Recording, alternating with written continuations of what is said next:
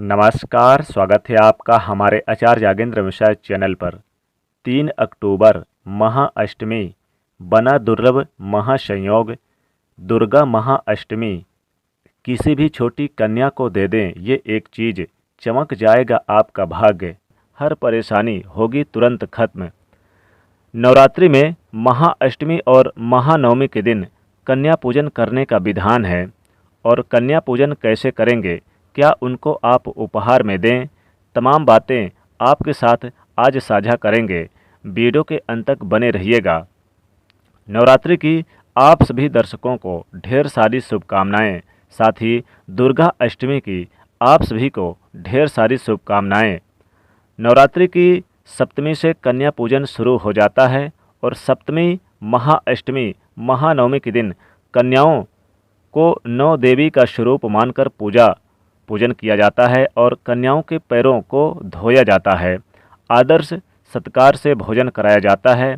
ऐसा करने से माता रानी अपने भक्तों को सुखी रहने का आशीर्वाद देती हैं और समृद्धि का वरदान भी देती हैं। तो आज हम बात करने वाले हैं कि नवरात्रि के दिनों में छोटी जो कन्याएं होती हैं उनको आप क्या दे दें। नवरात्रि के दिनों में सिर्फ महासप्तमी, महाअष्टमी, महानवमी ही नहीं बल्कि हर दिन का एक अलग विधान है। कन्या पूजन के और माता रानी को मनाने का तो यानी कि बहुत सारे नियम हैं और बहुत सारी जानकारियों के साथ आइए हम जानते हैं कैसे माता रानी को मनाएं और क्या आप उपहार में कन्याओं को दें ताकि माता रानी का आशीर्वाद प्राप्त हो और कैसे उन्हें आप प्रसन्न कर सकें।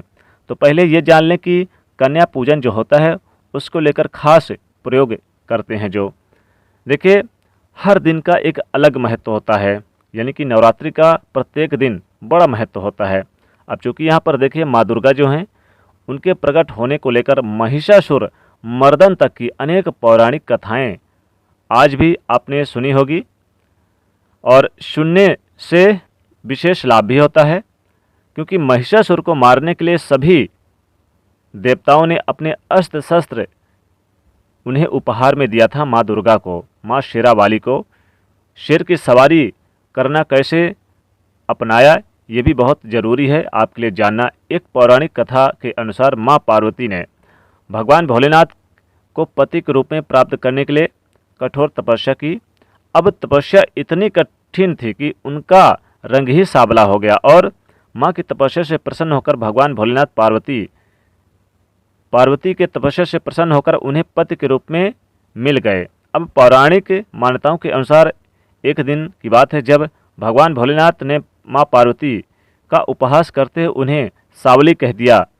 इस बात से माता पार्वती नाराज हो गए और उन्होंने फिर से कठोर तपस्या शुरू कर दी। और घोर जंगल में तपस्या के वक्त माँ पार्वती के पास एक शेर आकर बैठ गया। वह बहुत भूखा था। शेर इस इंतजार में बैठ गया कि तपस्या खत्म हो जाए और उन्हें वो खा ले, अपनी भूख मिटा ले।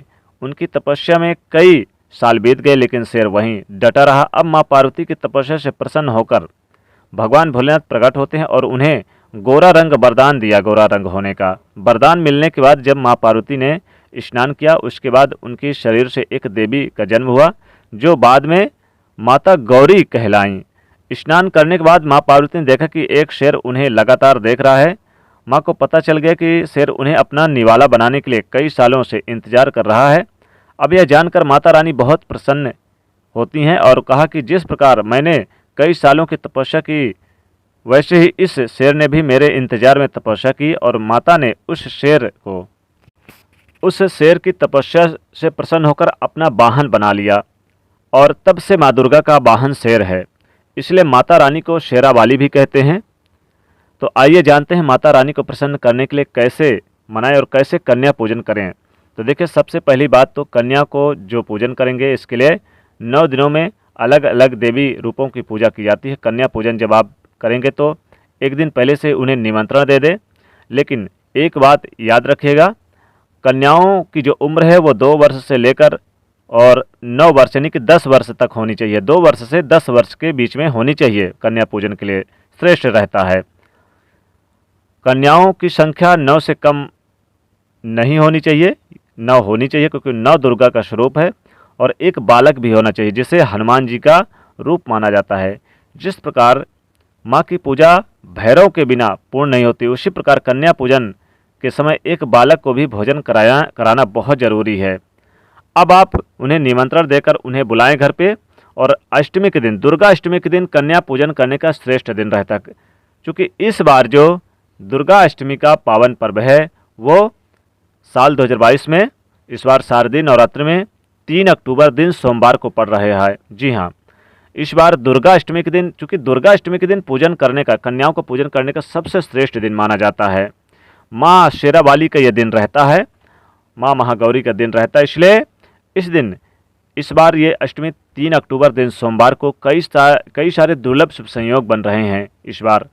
इसलिए 3 अक्टूबर को दुर्गा अष्टमी के दिन आप यानी कि एक दिन पहले निमंत्रण करें, उन्हें बुलाएं, और जब वो दुर्गा अष्टमी के दिन कन्या आपके द्वार पर आएँ तो उन्हें विधिवत उन्हें स्वागत सत्कार करें, उनका पैर धोएं, और पैर धोकर उन्हें बेहतर एक उच्च आसन पर बिठाएं।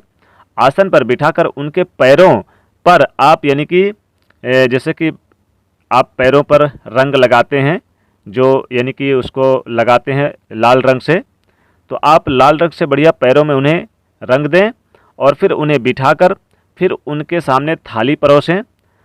थाली परोसने के बाद फिर आप जो सामग्रियां बनी हैं, मीठा मिष्ठान, मालपुए, खीर, पूड़ी, हलवे और पनीर की सब्जी, छोले भटूरे, छोले की सब्जियां वगैरह इत्यादि उन्हें परोस दें, और सभी 9 देवियों को खिलाएं, और उनके सर पर एक चुनरी जरूर रख दें, एक एक चुनरी सर पे रख दें। और फिर आप भोजन कराने के बाद फिर आप क्या करें कि आप एक सेव ले लें, यानी कि जितनी कन्याएं हों उतनी सेव ले लें, और उसमें आपको 1 रुपये का या 5 रुपये का या 10 रुपये का सिक्का रख देना है, और एक लाल चुनरी में आपको ये सेव रख लेना है। और फिर आप चाहें तो उसमें एक एक लौंग भी रख दें, एक लौंग और एक इलायची रख दें, और आप बस क्या करें, सभी कन्याओं को चुपचाप दे दें, और फिर उनका पैर छुएं, उनसे आशीर्वाद लें। दोस्तों, आपको चाहे तो साथ में नारियल भी दे सकते हैं। अगर आप सेव दे दें, अगर नारियल संभव तो नारियल भी आप एक एक दे सकते हैं। नहीं दे सकते नारियल तो सेव जरूर दे दें। बस आप कन्या को दे दें और अपनी मनोकामना मांगें, सभी का पैर छुएं, उनसे आशीर्वाद ग्रहण करें, फिर देखें कैसे माँ दुर्गा प्रसन्न होती हैं।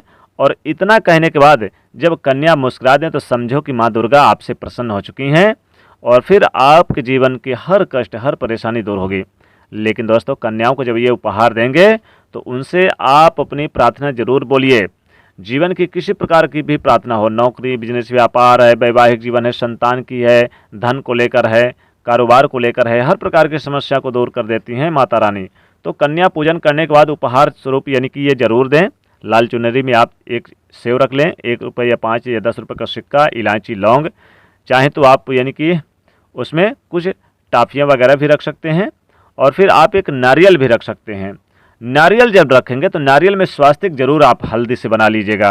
फिर आप इसी में देकर उनको विदा करिए, और साथ में उसमें एक केला भी रख लीजिएगा, फल के रूप में केला। जी हाँ दोस्तों, एक केला भी रख लीजिएगा और उन्हें भेंट स्वरूप दे दें, और फिर उन्हें विदा करें। फिर देखिए कैसे चमत्कार आपके जीवन में होता है, माता रानी की कृपा बरसती है। इस प्रकार से आप जरूर करें। और जिसके पास संभव कुछ नहीं है, बहुत सारे लोग जैसे कि नहीं संभव होता लेकिन कन्याओं को भोजन कराना ही चाहते हैं, कन्या पूजन करना ही चाहते हैं, तब क्या करेंगे? तब आप प्रेम से आपके घर में जो कुछ भी बना है, आपके घर में जो कुछ भी जैसे कि जो भी मीठा मिष्ठान या फिर नहीं कुछ है तो लौंग ही आप प्रेम से दे दीजिए माता रानी को। माता रानी जी भाव की भूखी रहती हैं, प्रेम की भूखी रहती हैं।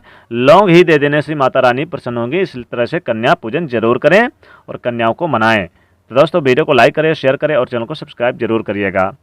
जय माता रानी।